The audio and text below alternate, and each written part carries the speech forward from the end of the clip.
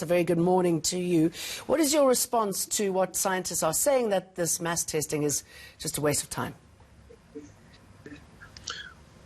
Well, we have had quite a bit of discussion on the matter. The reality is that we've done more than 1.12 million tests, which is a lot of tests that's been done. We've also got over 17 million people who came forth to be screened so that we were able to do community testing. Out of that, we're able to differentiate between two areas. One is an area which we call district of low transmission, which had less than five positive cases per 100,000, and then the areas which we call hotspots. So we took a decision that we're going to go for a differentiated approach, which meant that we focus largely resources on the areas where the large transmission areas are. So this has been agreed, and then they raised the question that the turnaround time is slow, and therefore we agreed as well that we should reduce, we should focus in those areas mostly on the patients who are under investigation, on treatment, some of the health workers, and those who are vulnerable. Now, that approach has been agreed upon. The only thing that I now pick up as I was listening to the argument is that it is not happening everywhere. Certainly, where we focused a lot was Western Cape, where in the patients who are in hospital, the backlogs have been reduced and the turnaround time is about 24 hours, which is good. So we now focus on ensuring that all the other provinces are able to get to those turnaround times. So in a way, there's no disagreement about changing the approach in terms of targeting. What is an issue is just making sure that in all the provinces is implemented in the same way. Okay, so are you saying that the mass testing of communities will stop, but you will rather focus on those front-of-line, high-risk workers or those who have been affected, so at least you can get some sort of paper trail? No, actually, there are two things here.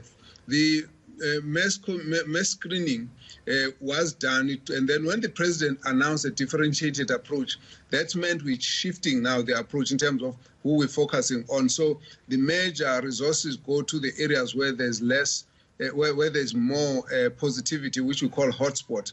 And amongst those, we're then prioritizing because we need to ensure that those who are being investigated, who are coming into hospital, are easily taken so that we can take them for isolation, for treatment, change treatment, and so on. So that focus is where we're going, and that we have agreed about.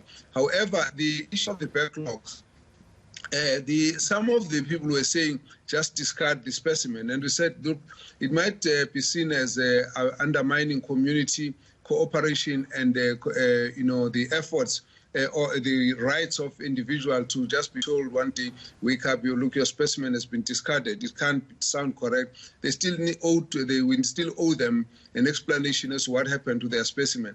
However, after it's 2 weeks, the doctors can take a clinical decision that if the patient has got the results delayed, they can take the patient out of quarantine. They can take the patient out of isolation if they've got no symptoms. That's clinical management. Even that we generally have agreed about. So I think what we need is just to harmonize the thinking and make sure that in all the areas, everyone understands the focus is on those who are very, very sick, who are under investigation, who are admitted, and then we will then be dealing with those backlogs in a way that will ensure that people ultimately know what happened to their specimen. But we have got a fairly good idea out of the mass screening. We don't need to continue with the same mass screening like we're doing before. Okay, good, because it seems that it was costing a lot and a waste of time if, as you say, the sort of the sweet spot is between 12 and 24 hours to find out what is going. How are you going to deal with okay, you've sort of touched on the backlog, but how will you speed up the process realistically? Because I believe it's taken about 9 days now. And what about testing kits? How are we going to get our hands onto those quickly? Well, we have already tested 1 million people. That's a lot of testing kits that we've got.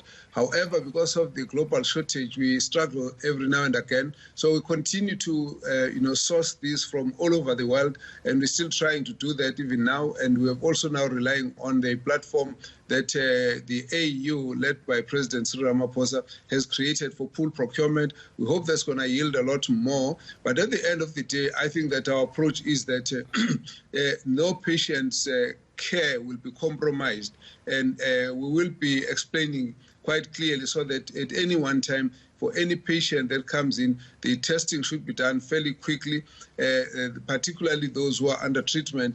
We used this to deal with the backlog in the Western Cape because we needed to move a lot of people. As you can see, the pandemic is raging there, to move a lot of people to isolation and quarantine. So it was important for us to focus on reducing that backlog. But we'll deal with the rest of the others. We continue to source more test kits. Of course, we do understand there's a problem for all over the world, but we've really been trying our best on that. Okay, and Minister, briefly, if you will, can you update us on numbers now and how we are doing as far as the curve is concerned? There are a couple of schools in KZN that have got COVID-19 outbreaks there. So can you paint a picture for us of what's happening in the country?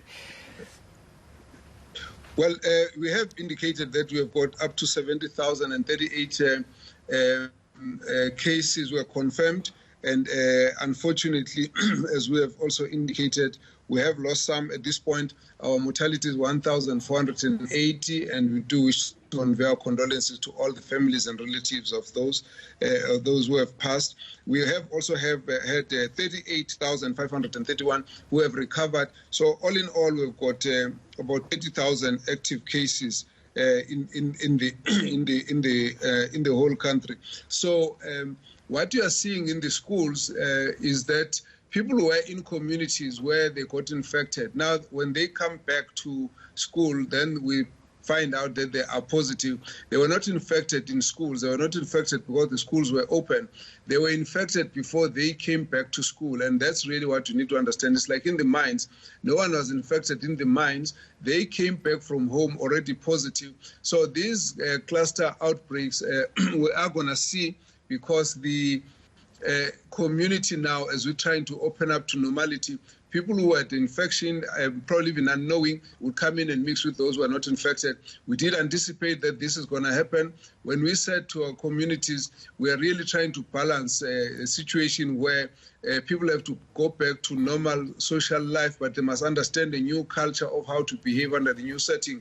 That's really our appeal. If people must continue to use masks when they're out of their homes, particularly fabric masks, and the children must do the same, and that at school there must be distancing, and the people must use hand sanitizers, hand washing. Okay. The countries that have been able to contain this have actually focused on that. They didn't necessarily have to stop everything, but the lockdown did help. Otherwise, we would have been way above these numbers if we didn't have a lockdown. Our analysis have shown us that it really benefited the country to go on a lockdown. Okay, so William Mkhize, good to talk to you. Thank you.